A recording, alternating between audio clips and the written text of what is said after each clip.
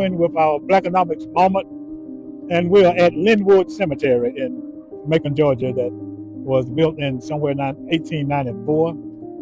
This is a very, very historical cemetery. I'm standing here by Rodney Davis, who was a Medal of Honor winner in Vietnam, was killed in 1967, and he jumped on a grenade and saved members. He was a sergeant and saved members of his battalion. So he's buried here at this very, very historic cemetery in Macon, Georgia, called Linwood Cemetery. Now, well, I'm standing here at the burial site of Charles and Fanny Douglas. Now, you've heard me talk about Charles Douglas because he was the founder of the Douglas Theater, and he was Macon's first African-American millionaire. So along with Sergeant Davis, you know, he and his wife are also buried here.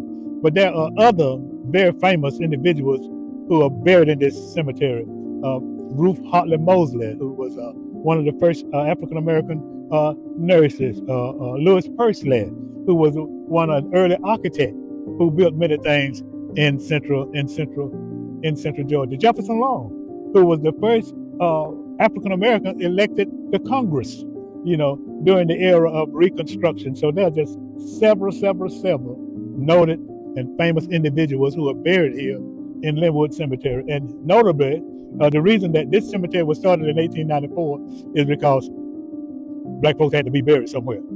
And certain people didn't want them buried beside them. So over 100 years ago, this cemetery was started. It's over 4,000 graves here. And for one time, it was really run down. But now there are efforts to, and it looks a lot better now. And there are other efforts to kind of keep it up because it represents us.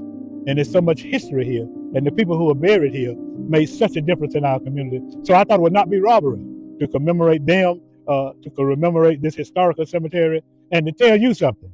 Don't just stand there, do something. See you next time.